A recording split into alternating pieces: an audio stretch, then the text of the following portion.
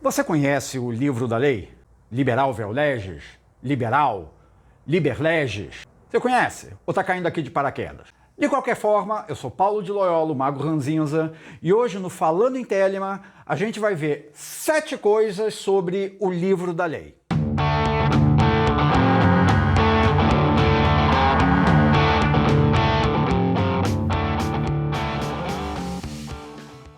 Vocês já sabem o que fazer, né? Assina o canal, ativa as notificações no sininho, deixa seu like, comenta aí o vídeo. E vamos começar assim. Você acha que o Crowley estava lá de bobeira, lua de mel no Cairo, com a esposa dele, a Rose? Aí ele parou, olhou assim... Ô Rose, quer saber? Eu vou escrever o livro da lei. Não foi assim. O livro da lei não caiu no colo do Crowley. Houve todo um processo que começou ainda em fevereiro de 1904, quando ele estava lá no Cairo, quando ele fez um ritual lá para tentar mostrar como ele era um mago poderoso, fazendo a Rose ver elementais, e que não deu certo.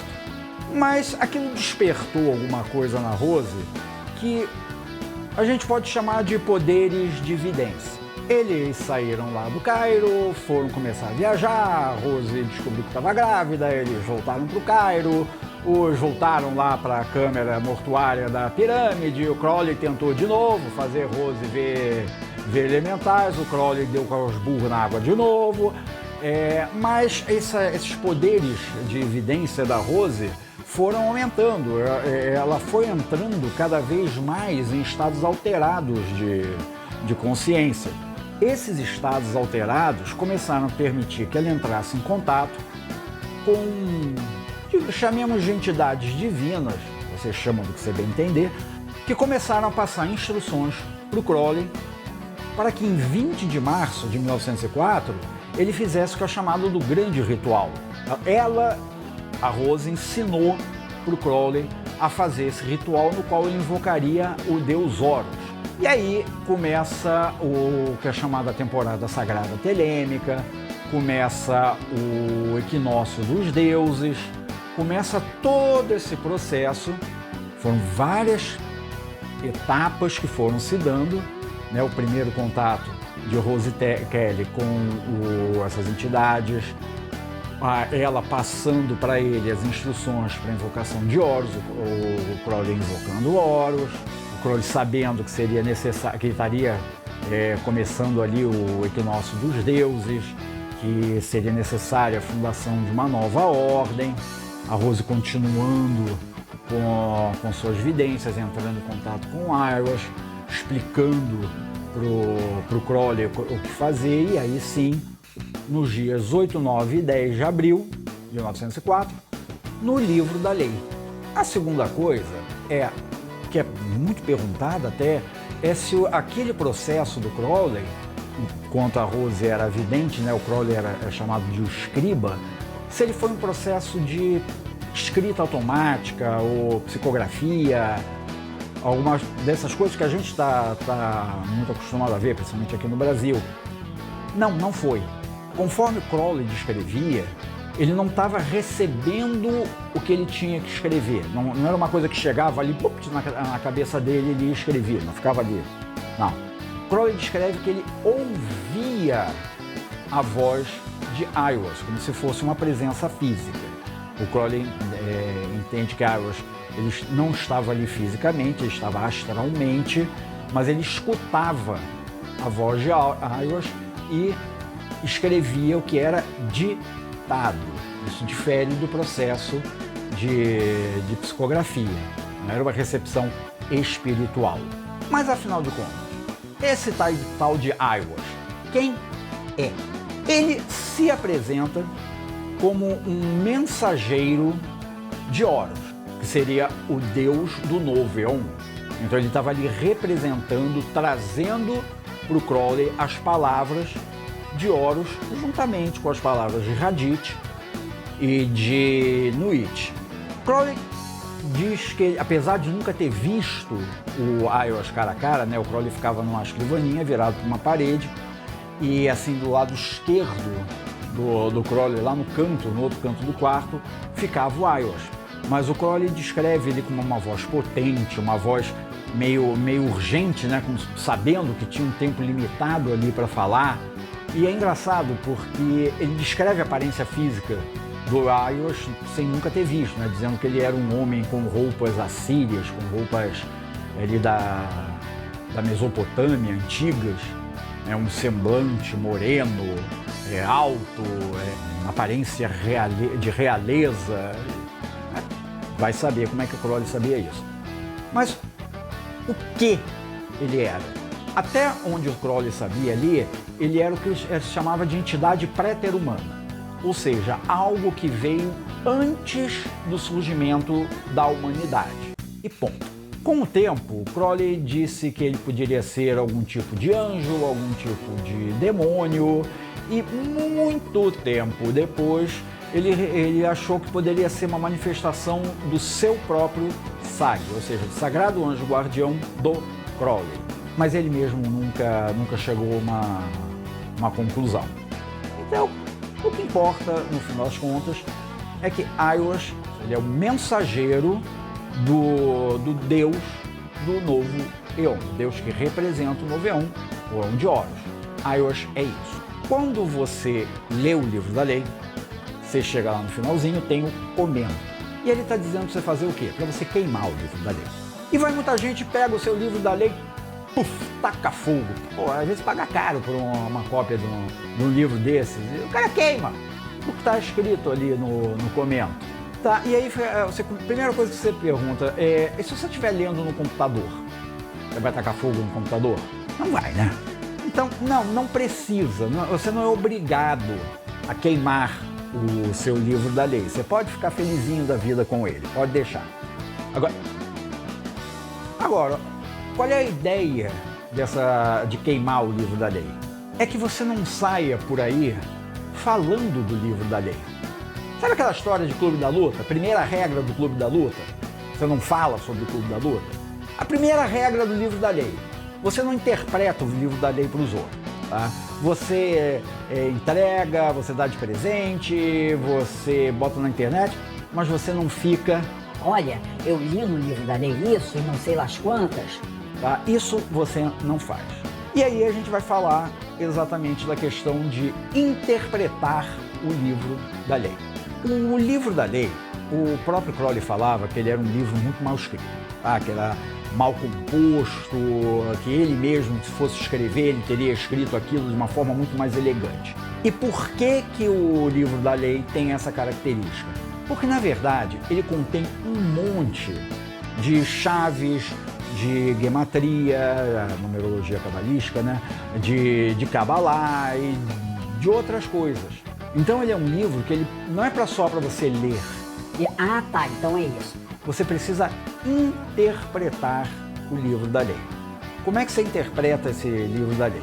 Você vai pegar o que está escrito ali, você vai tentar entender o que está escrito ali, você vai juntar aquilo ali com as tuas próprias vivências, com o teu aprendizado, com o teu conhecimento, para que você chegue a uma conclusão. E se você não chegar a uma conclusão, você vai perguntar para ninguém. Você não vai perguntar para ninguém. Ninguém tem o direito de chegar para você e dizer: olha, esse pedaço do livro da lei aqui quer dizer isso, aceita aí. Não é assim que funciona. A interpretação do livro da lei cabe somente a você.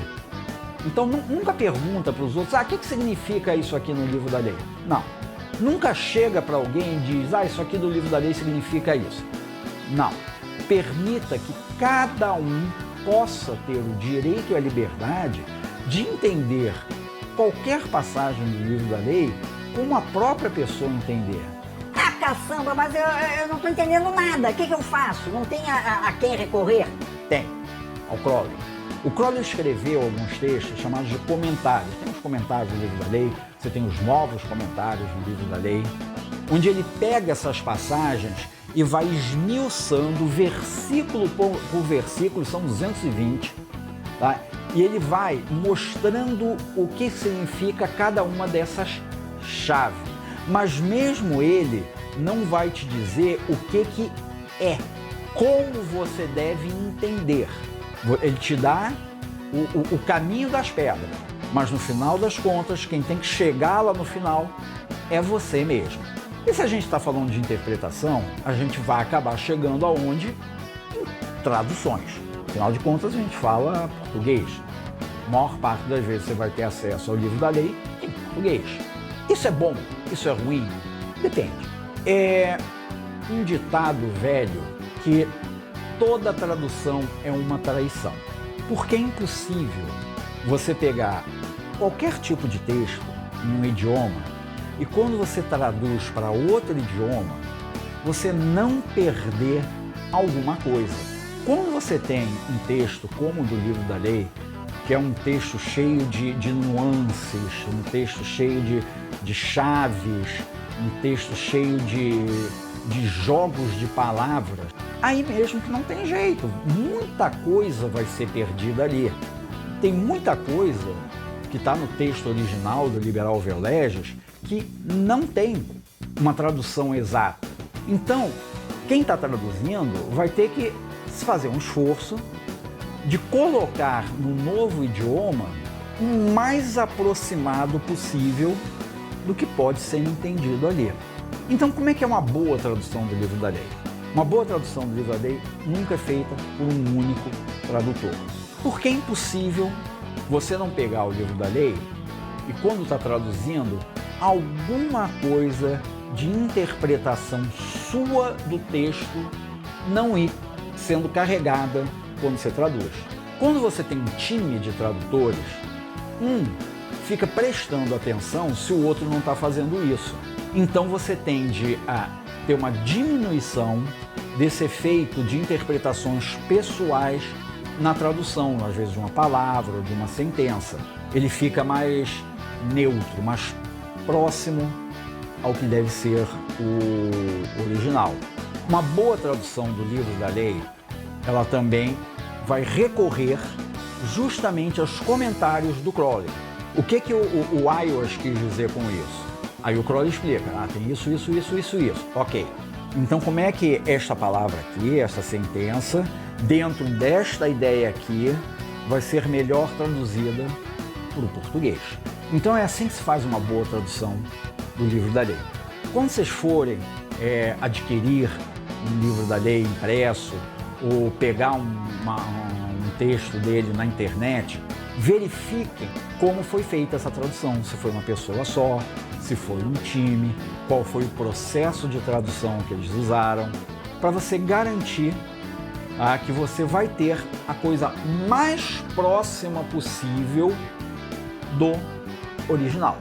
E como é que você lê isso? Como é que você lê o livro da lei?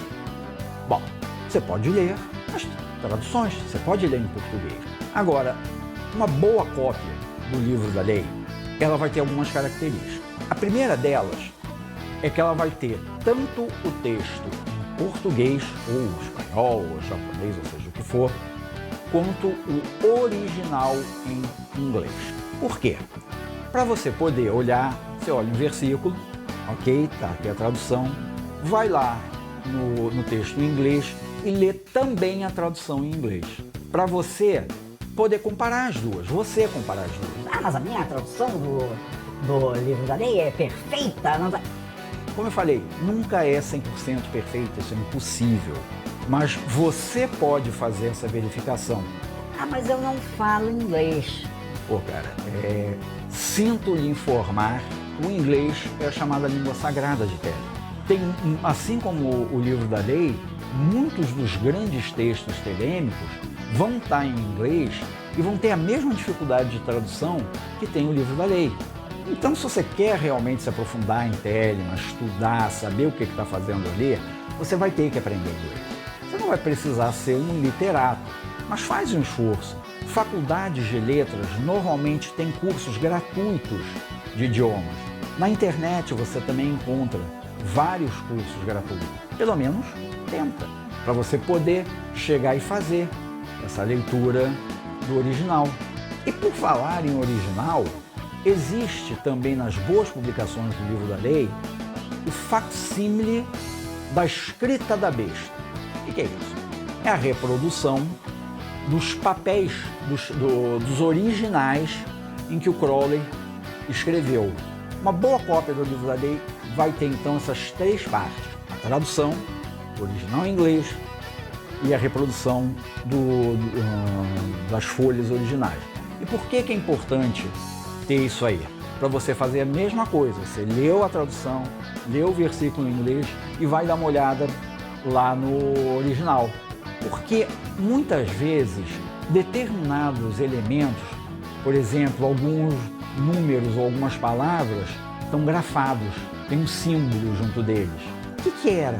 Por que aquele símbolo está ali? Cabe a você também descobrir. Alguns pedaços você vai ver que estão rasurados e outra coisa foi escrita junto. O que estava rasurado? Será que isso não tem alguma importância para você? O ordalho X que está lá. Tem muita gente que acha que aquilo ali não é uma letra X, mas uma rosa cruz, né? Uma cruz dentro de um círculo. Será que é uma rosa cruz? Será que é uma letra X? Você vai ter que descobrir, pelo teu entendimento. Fazer esses estudos também faz parte da compreensão do livro da lei. Então, o estudo do livro da lei é feito assim. Você lê a tradução, você lê o texto em inglês, você estuda o manuscrito original. Verifica então se a tua cópia do livro da lei te permite isso, porque é assim que se lê o livro da lei. Tá bom? Então, esses foram 7 detalhes sobre o livro da lei, a gente comemorando aqui os 3 dias de escritura do livro da lei, e por hoje é só.